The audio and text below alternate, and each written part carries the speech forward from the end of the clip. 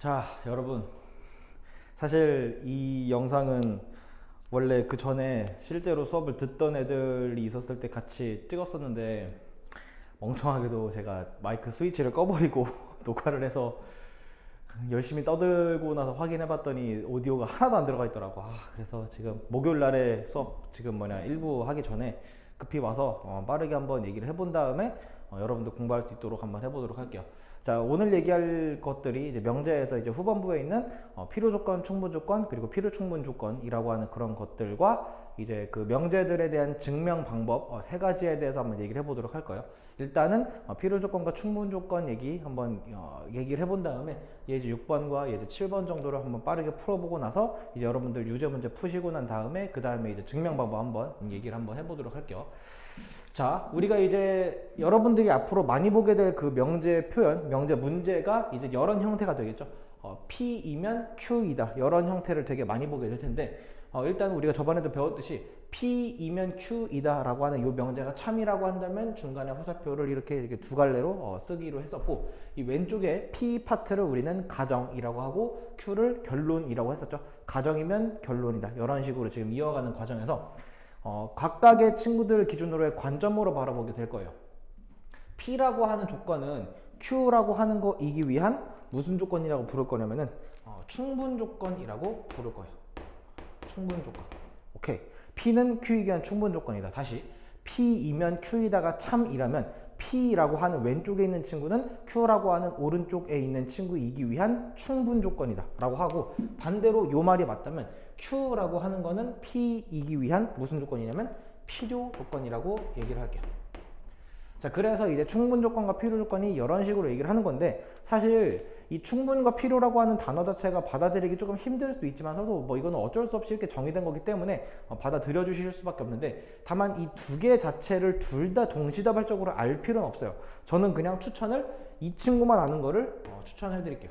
왜냐면 어차피 P가 Q이기 위한 충분 조건이 맞다면 반대로 Q는 P이기 위한 필요 조건이 자동적으로 되는 거기 때문에 두 개가 다른 얘기가 아니라 한 친구가 맞다면 다른 친구는 그냥 따라 나올 수밖에 없는 그런 식의 관계일 거란 말이지. 그래서 충분 조건에 대한 방향성만 제대로 캐치해 주실 수 있으면 될 것 같아요. 왼쪽이면 오른쪽에다가 참이면 왼쪽은 오른쪽이 위한 충분 조건이다. 그럼 반대로 오른쪽은 왼쪽이기 위한 필요 조건이다. 그런 식으로 받아들이는 게 편할 거란 말이야.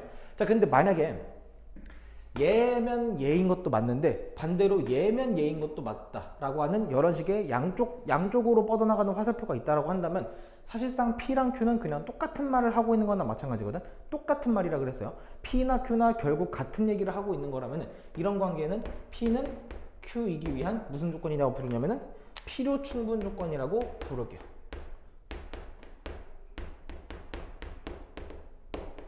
사실 뭐 충분이랑 충분을 먼저 얘기했고 필요를 말했기 때문에 뭐 충분 필요 조건이라고 얘기를 할 수도 있겠지만 어감상 필요 충분 조건이라고 하는 게 조금 더 발음이 편하기도 하고 그렇게 알려져 있기도 하니까, 이래서 P이면 Q, Q이면 P 이 둘 다 똑같은 말, 동시다발적으로 같은 말을 하고 있는 거라면 서로가 서로의 필요 충분 조건이다 라고 이렇게 말을 하도록 할게. 당연히 Q는 P이기 위한 필요 충분 조건이다 라고 얘기해도 틀린 말이 아닐 거란 말이지. 어떤 느낌인지 아시겠어? 자, 진리집합 사이의 포함관계를 본다면 제가 잠깐 지울게요. P면 Q이다가 맞다면 P의 집합, 진리집합이 Q의 집합 안에 부분집합으로 속할 수밖에 없는 상황이기 때문에 집합 사이 포함관계로 본다면 P집합이 Q집합 안에 들어가 있다면 안에 있는 건 바깥에 있는 거이기 위한 무슨 조건이다? 충분 조건이다. 반대로 바깥에 있는 건 안에 들어가 있는 거이기 위한 필요 조건이다 라고 이렇게 이해를 하시는 게 맞다 이 말이지. 그러면 당연히 필요 충분 조건이라고 한다면 집합 사이의 관계는 서로 그냥 같은 집합이구나 라고 느낄 수 있으면 될 것 같아. 명제 표현을 집합으로 바라본다, 집합을 명제 표현으로 바라본다. 어차피 집합과 명제는 똑같은 개념이라고 봐도 무방하기 때문에 집합을 명제로, 명제를 집합으로 이런 식으로 왔다 갔다 하면서 바라보실 수 있어야 될 것 같아요. 자, 한번 예제 6번 보면, 예제 6번과 예제 7번 보면서 어떤 식의 문제가 나오는지 한번 같이 보도록 할게. 자, P는 Q이기 위한 무슨 조건인지를 한번 말해보라 그랬어요. 예제 6번이. 자, 1번. 자, P는 6의 약수래요. 그리고 Q는 3의 약수래. 자, 6의 약수 한번 써볼까? 1, 2, 3, 6이죠. 자, 3의 약수는 뭐예요? 1, 3밖에 없어요. 자, 그러면 P의 진리집합과 Q의 진리집합 중에서 누가 크죠? 그치. P집합이 더 크죠? P집합이 지금 Q집합을 완전히 먹어버리기 때문에. 그래서 Q가 P 안에 있는 거고 Q는 P이기 위한 충분 조건이기 때문에 반대로 P는 Q이기 위한 무슨 조건이다? 필요 조건이다. 이런 식으로 얘기할 수 있으면 되겠지. 저는 이제 그냥 충분 조건, 그러니까 충이라고 말할 거고, 필요 조건은 필요 충분 조건은 필충이라고 그냥 얘기를 하도록 할게요. 자, 두 번째. 자, P는 정삼각형이고 Q는 이등변 삼각형이래. 문제에서는 이제 그 뭐 두 윗각의 크기가 같다라고 나왔는데 당연히 두 각의 크기 같으면 이등변 삼각형이 되는 건 당연한 거니까. 자, 정삼각형인 거랑 이등변 삼각형 중에서 뭐가 더 넓은 범위에 속하죠? 그렇죠. 이등변 삼각형이 더 넓은 범위에 속하죠. 이등변 삼각형인 와중에 다른 한 내각의 크기까지 같거나 아니면 다른 변의 길이까지 같아져야만 정삼각형이 되는 거기 때문에 정삼각형이 되는 건 실제로 빡세죠. 그렇기 때문에 얘가 더 널널한 집합이야. P집합이 Q집합 안에 들어가 있을 거라고. P는 Q이기 위한 무슨 조건이다?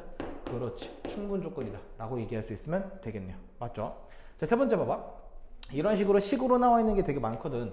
자, Q는 뭐 A 곱하기 B가 0일 거기 때문에 뭐 더 이상 정리할 필요도 없어요. 뭐 굳이 얘기를 한다면 A 또는 B가 0이기만 하면 충분하겠죠. 자, P에 있는 거를 좀 정리를 해볼게. 자, 왼쪽에 있는 건 전개하면 어떻게 되죠? A제곱 더하기 2AB 더하기 B제곱이야. 그리고 오른쪽에 있는 거 전개하면은 A제곱 마이너스 2AB 더하기 B제곱이야. 자, 얘랑 같다면은 A제곱 컷, B제곱 컷 해주니까 넘어가서 4AB가 0이죠. 4가 뭐 있던 말던 상관없이 그냥 A 곱하기 B가 0이라고 하는 P랑 Q는 그냥 뭐였다? 똑같은 말을 하고 있는 거였다. P는 Q에게 무슨 조건이다? 필요 충분 조건, 필충이라고 얘기할 수 있으면 되겠네요. 이런 느낌이에요. 나쁘지 않죠. 오케이, 할만할 거기 때문에 바로 일단 예제 7번으로 한번 넘어가 볼게요. 자, 봅시다. 자, 이런 식으로 문제가 되게 많이 나와요. 자, 다음 그 조건 PQR의 진리집합을 라지 P, 라지 Q, 라지 R 정도로 나왔는데 저는 이제 그냥 조건제시법으로 안 하고 그냥 P집합, Q집합, R집합이 어떤 식의 영역을 나타내고 있는지를 한번 수직선으로 한번 그어보도록 할게. 자, 항상 기억하세요. 명제나 집합 문제에서 이렇게 부등호, 범위로 나왔다 한다면 무조건 어떻게 풀어라? 수직선으로 푸는 게 짱이다. 수직선이야, 수직선. 수직선. 자, 그래서 그리고 일단 한번 표현을 해볼게. 일단 P집합을 내가 노란색으로 한번 그려볼게요. 자, P집합은요 마이너스 1과 1 사이라고 나오고 등호 포함하면서 그리고 그 또는 5보다 크거나 같은 집합을 지금 P집합이라고 했으니까 이렇게 지금 노란색으로 표현을 했어요. 자, 그런 다음에 내가 이제 Q는 빨간색으로 표현할 거고 R은 파란색으로 표현할 건데 문제에서 어떤 힌트가 나왔냐면 Q는 P이기 위한 필요 조건이래요. 그러면 P는 Q이기 위한 충분 조건이 될 거기 때문에 얘가 성립한다는 거나 마찬가지고 집합의 관계로 본다면 P집합이 Q집합의 부분집합이구나 라고 하는 걸 얘기할 수 있다 이 말이죠. 오케이. R은 P이기 위한 충분이래. 그렇기 때문에 R은 P다. 이게 맞는 거고 R집합이 P집합의 부분집합이다 라고 얘기할 수 있겠죠. 자, 그러면 얘랑 얘를 합쳐서 표현하면은 이렇게 얘기할 수 있지 않을까? R, P, Q 사이의 포함관계로 얘기할 수 있을 거고 만약에 그냥 명제 표현으로 간다면 R이면 P고 P이면 Q이다. 이런 식으로 일렬로도 쓸 수 있을 것 같아요. 요 관계를 보시죠.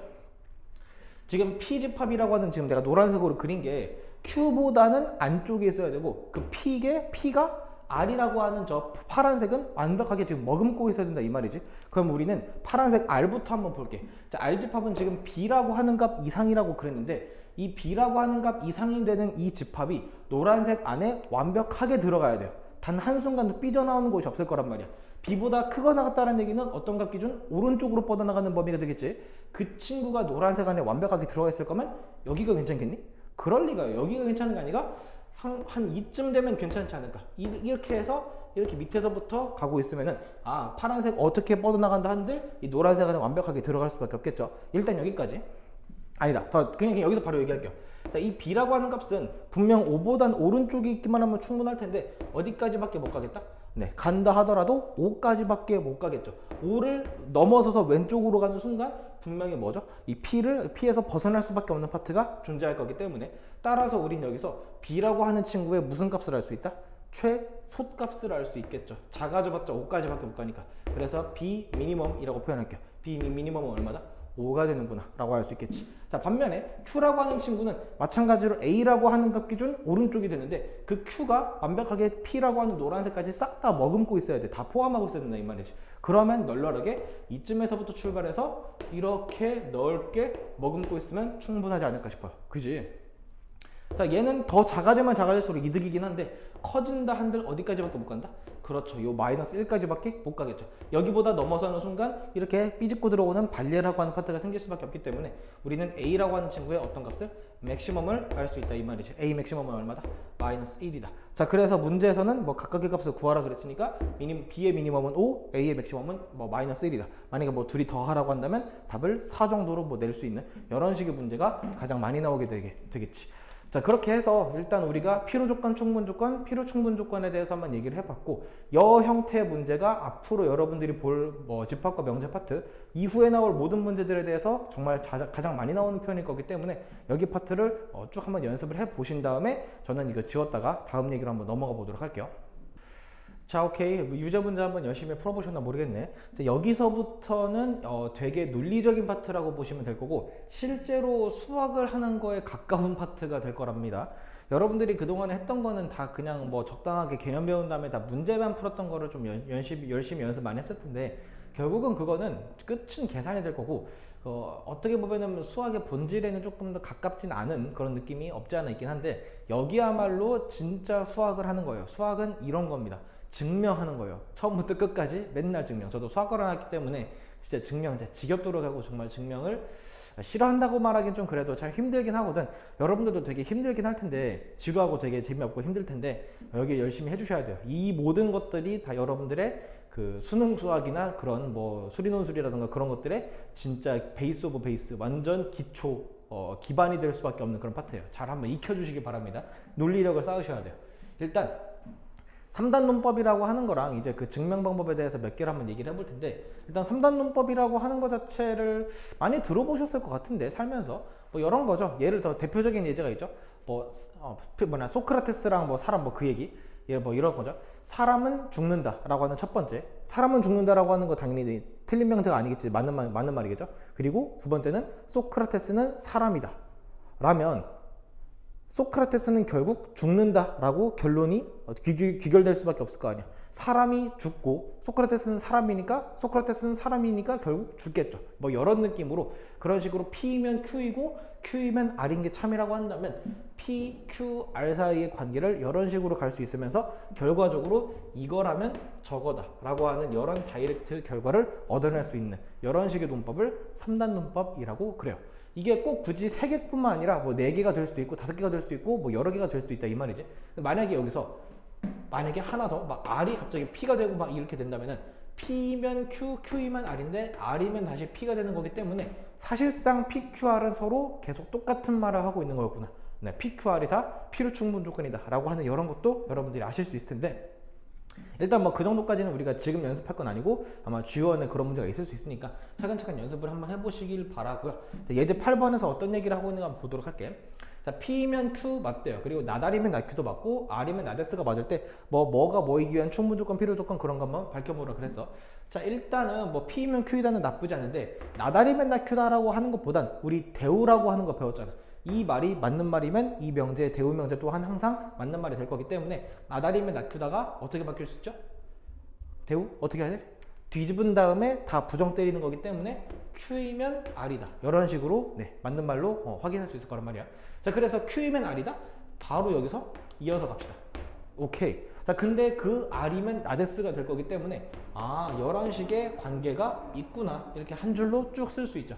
P이면 Q, Q이면 R, R이면 나데스. 그래서 P이면 나데스 뭐 이런 것도 다 맞는 말이라고 보면 되겠지. 1번에서 뭐라고 물어봤냐면 R은 P이기 위한 무슨 조건이냐 물어봤어요. P가 R이기 위한 충분 조건이니까 R은 P이기 위한 무슨 조건이죠? 필요 조건이다. 오케이. 이런 식으로 이해할 수 있으면 된다 이 말이야. 자, 2번은 S는 not P이기 위한 무슨 조건이냐 물어봤는데, 일단 P랑 S 사이 관계는 P이면 not S가 맞죠. 근데 이게 맞다면 대우명제인 S이면 not P도 맞을 거란 말이야. S이면 not P가 맞아요. S는 not P이기 위한 무슨 조건이죠? 충분 조건이죠. 그래서 S가 not P이기 위한 충분 조건이다. 2번의 정답이 그렇게 된다라는 거예요. 그래서 이런 식으로 한 줄로 일렬로 관계를 한번 써본 다음에 해석을 해본다 라는 게 이런 식의 문제 푸는 방법이라고 보시면 될 것 같아. 괜찮을까?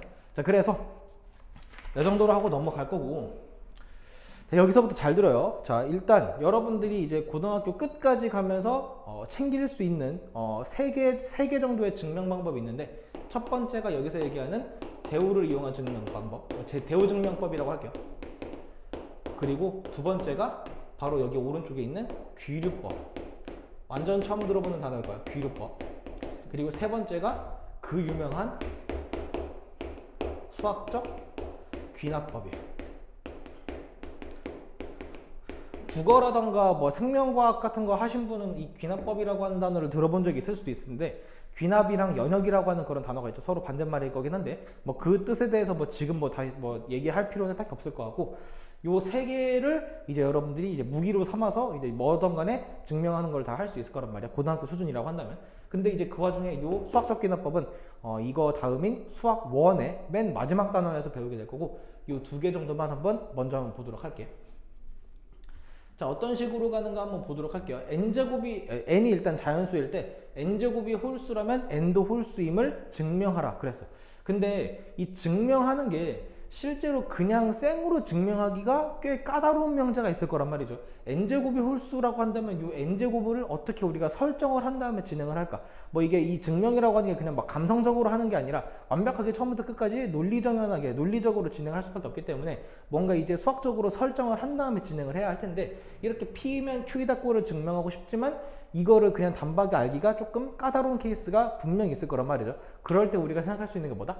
대우를 써보면 어떨까라는 생각이야. 자, 이 명제가 맞다면 이 대우 명제도 맞을 거란 말이지. 이 대우는 이렇게 쓸 수 있을까요? n이 뭐라면? 짝수라면. 그렇지. 홀수의 반대가 짝수니까. n이 짝수라면 n제곱도 뭐가 되는 거? 짝수인가를 증명하는 거나, 위에 있는 명제를 증명하는 게 완벽하게 똑같은 말일 거기 때문에 얘가 맞는 말이면 자동으로 얘도 맞는 말이다. 이런 식으로 증명하는 게 대우를 이용한 증명 방법이다 라는 거예요. 자, 그래서 우리는 이 관점으로 가자는 거예요. n이 짝수라면 n제곱도 짝수인가. 일단 생각해보면 당연하겠지. 짝수 제곱해서 막 홀수 되거나 그럴 리는 없을 거 아니야. 근데 그런 식으로 하는 거 말고, 자, 가자는 거예요. 자, 증명이기 때문에 프루프 이렇게 있어 보이게 한번 건 다음에 갈게. 자, n이 짝수기 때문에 n을 이렇게 걸어 볼게요. 이 k 같은 느낌으로. 오. 자, 그리고 여기서 k라고 하는 숫자를 자연수라고 딱 못 박아 버리면은 무조건 n이라고 하는 거는 어떤 자연수의 2배 한 거기 때문에 짝수 표현이 안 될 수가 없을 거란 말이야. 자, 그래서 n이 2k라고 한다면 실제로 n을 제곱해 보면 어떻게 돼요? 2k의 전체 제곱이 될 거고, 몇 k 제곱이죠? 그렇지. 4k 제곱이 이렇게 나오겠지. 근데 4k 제곱은 2배의 2k 제곱이라고 하는 이런 표현으로 쓸 수 있을 거란 말이야. 자, 그리고 생각해보죠. 요 k라고 하는 숫자는 그냥 뭔진 몰라도 자연수인데, 자연수를 제곱해도 여전히 자연수야. 거기다 2배까지 한들 여전히 자연수가 될 거니까 얘는 분명히 어떤 또 다른 자연수 표현이 될 수밖에 없을 거란 말이죠. 그래서 n의 제곱도 결국 어떤 자연수의 몇 배를 한? 2배를 한 값이 될 수밖에 없으니까, 따라서 n제곱도 뭐가 된다? 짝수가 되는구나. 이런 식으로 결론이 나오게 되겠죠. 그래서 이 명제가 맞기 때문에 원래 있던 명제도 맞는 말이다. 그렇게 해서 증명이 종료가 된다. 이런 식으로 논리정연하게 써주시면 된다 이 말이에요. 막 구질구질하게 막 여러 가지 쓸데없는 말들을 붙일 필요가 없어요. 그냥 필요한 말들만 착착착 적고 그러니까 딱 이러하다라고 하고 그냥 종료를 해주시면 된다 이 말이지. 이런 식의 느낌이에요. 뭔 말인지 아시겠어? 할만할까? 이 유제 9-1번이나 그 뒤에 있는 연습 문제나 다 이렇게 증명하라고 하는 문제들이 대부분 나오거든. 근데 여러분들도 아마 느끼시겠지만 되게 귀찮아요. 증명하는 게. 문제 푸는 게 아닌 것만 같은 느낌이 들고. 그래서 이 파트를 그냥 막 건너뛰고 여기는 그냥 적당하게 하고 넘어가는 친구들이 정말 절대 다수의 사람들이 그러는데, 안 그랬으면 좋겠어. 그거 진짜 나중에 되게 후회할 겁니다. 이런 거 증명하는 연습 하나하나 하고가 나중에 수학 실력에 진짜 어마무시한 차이를 많이 갖다 주거든요. 저도 옛날에 이런 거 많이 했어요, 실제로. 그래서 되게 수학 실력이 안정적이어지고 막 그랬거든. 그래서 제 말을 좀 믿어주시고, 한 번이라도 좋으니까 진짜 이거 게을리하지 말고 귀찮아하지 말고 한 번 정도는 그 빈 노트나 이면지 같은 데다가 증명을 처음부터 끝까지 논리정연하게 해보는 연습을 하는 게 제일 중요하다. 그리고 이 파트는 해설을 보면서 연습하는 것도 되게 좋아요. 뭐 다른 문제 푸는 것들은 실제로 그냥 해설만 보면은 그냥 그 풀이를 막 외우기 때문에 별로겠지만, 영어 같은 경우는 해설에서 어떤 식으로 진행하는지를 여러분들이 한번 그 뉘앙스를 한번 판단해 보시면서 연습하는 게 되게 좋겠다라는 그 말을 드리면서 이제 마지막 얘기인 귀류법에 대해서 한번 얘기를 해보도록 할게요. 자, 귀류법이라고 하는 거는 저 한자 자체가 뜻이 뭔지는 저도 정확히는 사실은 모르긴 해요. 저 한자 약하기 때문에. 근데 일단 귀류법이라고 하는 게 뭔 말이냐면, 일단 정리하면 이래. 그 명제의 결론을 부정해서 가정에 모순이 생기게 만들어주는 그런 식의 증명 방법을 귀류법이라 그래요. 근데 이렇게만 들으면 이게 또 뭔 소리지? 라고 느낄 수 있을 텐데, 쉽게 말해서 이런 느낌이야. 만약에 그 명제가 맞음을 이제 증명하고 싶을 때 얘도 마찬가지로 뭔가 바로 보이기가 까다롭거나 약간 애매해. 그러면은 차라리 뒤에 너가 말했던 그 결론을 부정해서 한번 진행을 해볼게. 네가 말한 게 참이 아니라고 한 다음에 진행을 해봤는데, 그러다 보니까 수학적인 오류가 생기거나 모순이 생기거나 뭐 소위 말하는 막 개소리가 막 나오게 된다면은 거봐 틀렸잖아. 이게 왜 틀렸겠니? 너가 결론을 부정했으니까 틀린 거 아니겠어? 그러니까 원래 말이 맞겠지 라는 이런 식의 논리로 진행을 하는 거예요. 이것도 되게 논리적인 아이디어가 되거든. 그 말이 아니라고 했을 때 뭔가 이상한 점이 발견된다면 당연히 그 말을 부정한 게 잘못된 거구나. 아, 그러니까 원래 말이 맞구나. 이런 식으로 진행하는 게 귀류법을 이용한 증명이다 라고 하는 거야. 자, 백문이 불여일견 이제 한번 연습해 보도록 할게.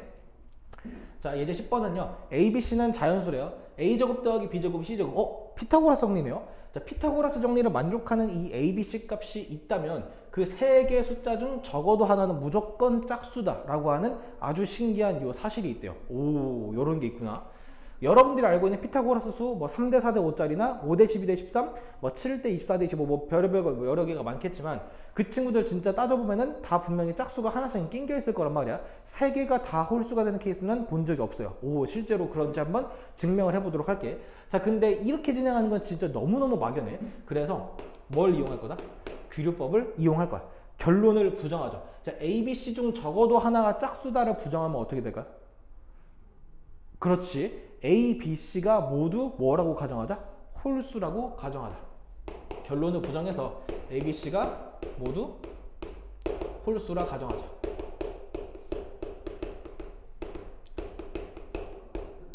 자, 그러면 홀수의 표현은 어떻게 쓰는 게 좋죠?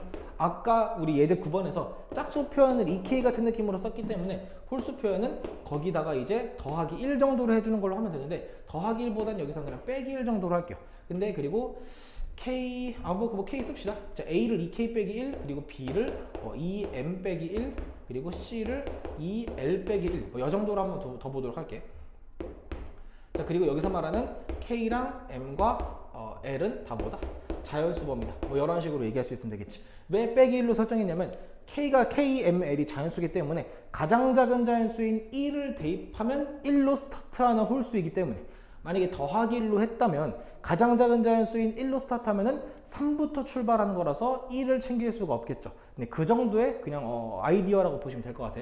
자, 그래서 ABC를 이렇게 설정을 했어요. 자, 그 다음에 이 피타고라스 정리가 한번 그대로 들어맞는가 한번 확인해 보도록 할게. 자, 볼게요. 자, A제곱과 B제곱의 합을 보도록 합시다. 지금 좌변 얘기야. 자, A제곱 더하기 B제곱은 이 친구랑 이 친구의 제곱이니까 2K-1의 제곱과 2M-1의 제곱이죠. 자, 근데 이거를 뭐 막 엄청나게 디테일한 계산으로 들어가는 게 아니라 일단 실제로 전개는 한번 해보자 이 말이죠. 자, 바로 암산으로 갈게. 4K제곱이고요. 그리고 마이너스 4K 있고요. 플러스 1은 뒤에다 쓸게. 여기도 4M제곱이고 마이너스 4M이야. 그런 다음에 플러스 1, 플러스 1이 있으니까 뒤에 플러스 2가 추가될 거란 말이죠. 자, 여기 있는 모든 숫자들은 다 뭐로 묶어낼 수 있죠? 그렇지. 2로 묶어내면서 어쩌고 저쩌고의 표현이 가능할 거란 말이야.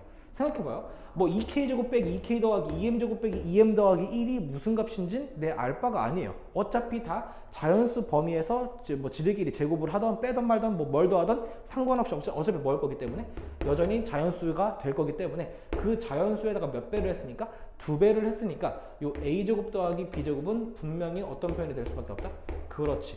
짝수 표현이 될 게 분명하죠. 이걸 통해서. 그치? 여기까지. 근데 C제곱이 어떤 일이 벌어질까 한번 보죠. C제곱은요 2L-1의 전체 제곱이죠. 자, 2L-1의 전체 제곱을 하면은 4L제곱 마이너스 4L 더하기 1인데, 자, 마찬가지로 이 앞에서는 2배로 묶어낸 다음에 어쩌고저쩌고 쓸 수 있지만 놀랍게도 뒤에 뭐가 남죠? 1이 남죠. 자, 마찬가지로 2를 묶어낸 다음에 이 안에 있는 2L제곱 빼기 2L이 무슨 값인지는 내 알 바가 아니에요. 어차피 자연수 범위가 될 거기 때문에. 그 자연수에다가 2를 더하니까 여기까지는 짝수일 텐데 뒤에 몇이 더해졌어요? 1이 더해졌죠. 짝수에다가 1 더하면 무조건 홀수. 오케이. 자, 그래서 얘가 뭐가 되는 게? 홀수가 되는 게 확인이 됩니다. 확인을 했어요. 확인을. 엄밀하게. 그래서 A, B, C를 다 홀수로 가정한 다음에 좌변과 우변을 따로 계산해 봤는데 좌변의 결론은 짝수고 우변의 결론이 홀수인 게 같을 리가 절대 없지. 그럴 리가 있나? 짝수랑 홀수가 같은 상황은 이 우주상에는 존재할 수가 없을 거란 말이야. 그러기 때문에 지금 여기서 뭐가 생겼죠? 모순이라고 하는 게 생겼죠. 이게 왜 생겼겠냐고. 이게 왜 생겼을까? 모순이. 그렇지. 이 결론을 뭐 했으니까? 부정한 다음에 진행하니까 틀렸구나. 아, 그래서 이걸 부정해서 틀린 거기 때문에 아, 이거는 이렇게 하는 게 아니라 원랫말이 맞구나. 이런 식으로 증명하는 게 기류법의 아이디어라고 하는 거예요. 이런 느낌입니다. 할만하지 않나요? 자, 이런 식으로 해서 우리가 이제 앞으로 자주 쓰게 될 증명 방법 중에서 두 가지 대우를 이용한 증명과 기류법에 대해서 한번 얘기를 해봤고, 여기까지 83페이지까지 내가 얘기를 했단 말이지. 숙제는 내가 카톡으로 따로 공지를 했기 때문에 여기까지 한번 다시 들어보시거나 처음 듣는 친구들은 열심히 한번 공부해 보시고 연습 많이 하셔야 될 겁니다. 이 증명하는 거 실제로 처음부터 끝까지 따라가셔야만 해요. 진짜 이거 게을리 하시면 진짜 큰일 납니다. 오케이, 이런 식으로 해서 수업 마무리한 다음에 질문 있으면 실제 학원에서 질문을 받아드리도록 할게요. 고생했어요, 여러분들.